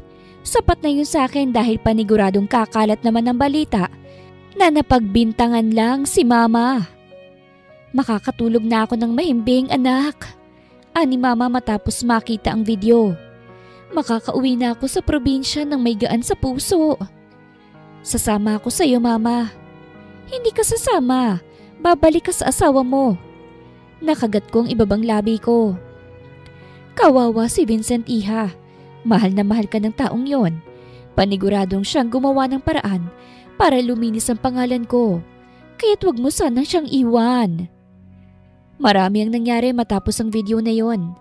Nalaman ko na humina ang negosyo ni Jennifer dahil sa nangyari. Hindi ko gustong nangyari sa kanya pero karma niya na yon dahil sa ginawa niya kay Mama. Todo suyo pa rin si Vincent sa akin kahit hindi naman ako galit sa kanya. Araw-araw siyang bumibisita sa bahay para lang bigyan ako ng bulaklak. Bumalik ka na.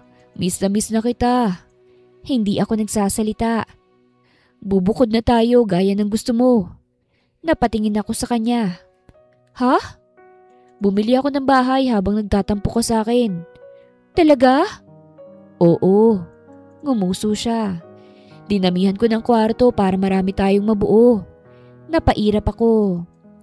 Iho, nandito ka pala. Napahiwalay si Vincent sa akin nang makita kami ni Mama. Tita, gusto ko lang pong manghingi ng sorry sa nangyari sa'yo. Ani Vincent. Ganon din po ang pamilya ko. Hindi naman sila naniwala na kaya mong gawin yun eh. Ngumiti si Mama. Alam ko yon, Iho. Salamat at hindi ganun ang tingin niyo sa akin. Buti na lang at ikaw ang asawa ng anak ko. Mapapanatag ako. Bubukod na kami, tita. Pwede kang sumama sa amin. Umiling agad si Mama. Aalis na ako rito, Iho. Pupunta na ako sa probinsya at doon na maninirahan. Kaya, sa'yo ko sana ipagkakatiwalang anak ko, Iho. Sabay naming inihatid ni Vincent si Mama sa terminal kinabukasan. Naiyak pa ako na kumakaway sa kanya. Mamimiss ko si Mama kahit magkikita pa naman kami. Malayo kasi ang probinsya. Huwag ka mag-alala, bibisita tayo roon. Ani Vincent. Let's go. Gusto kong makita ng pamilya ko. Bumalik ako sa mansyon at hindi pa rin naman nagbago ang trato nila sa akin. Malaki ang ngiti nila pagbalik ko at may handa pa. I'm really sorry, Iha. Naniniwala naman ako na hindi yun kayang gawin ni Esmeralda. Hindi lang ako makapagsalita agad dahil sa gulat. At maraming tao. Ani Tita Crisanta. Sana hindi ka galit. Hindi rin kami ang nagpadala ng annulment na yon. Oo, Iha. Nalaman namin na galing yun kay Kalista. May kutob talaga ako sa kaibigan mo, Crisante. Gusto niya kasi maging parte ng pamilya namin kaya't pinipilit ang anak kay Vincent. Ayos lang po. Naniningil naman po ang karma. Mukhang natikman na yata. Oo nga, Iha. Nalugi ang negosyo ni Jennifer. I'm so sad for her. Hindi niya naman kailangan kasing gawin yun Natapos ang dinner na may gaan ng kalooban. Napakabait ng mga Deluna. Kaya kahit siguro sino, gustong maging parte ng pamilya nila. Bumukod kami ni Vincent matapos ang dinner na yon. Ipinakita niya sa akin ang bagong bahay na kanyang binili at malaki ito. Tayo lang dito? Hindi, gagawa pa tayo Ani Vincent at hinalikan ako sa pisngi. Tara, pasok tayo asawa ko. 7 ang kwarto ng bahay na binili ni Vincent. Napakalaki pa ng bawat kwarto, kaya't nasisiguro kong maraming tao ang kakasya rito. Dito ang kwarto natin, Elwina. Dito tayo gagawa ng maraming bata. Ani Vincent na yumakap sa akin. Handa ka na ba? Buntis ako, Vincent. Biglang anunsyo ko sa kanya. Naramdaman ko ang pagka-estatwa niya sa sinabi ko. Hinarap ko siya. Gulat na gulat. Ani ko saka hinawakan siya sa muka. Magiging tatay ka na, Vincent. Nagulat ako nang niyakap niya ako. Yes! Success! Ang galing lumangoy Napalo ko siya kahit napahalakhak siya bago ko hinarap. I love you, Elwina. Sinurpresa mo ko ngayon Mahal din kita, Vincent. Salamat at ikaw ang naging asawa ko. Salamat dahil akong pinili mo. Pipiliin kita palagi, Elwina. Ikaw ang tunay na sorpresa sa buhay ko. At napapikit ako nang halikan niya ako sa aking labi. Simula sa araw na ito, alam kong magiging masaya at masagana ang aming pagsasama dahil sa blessing na dumating na sa buhay namin. Wakas!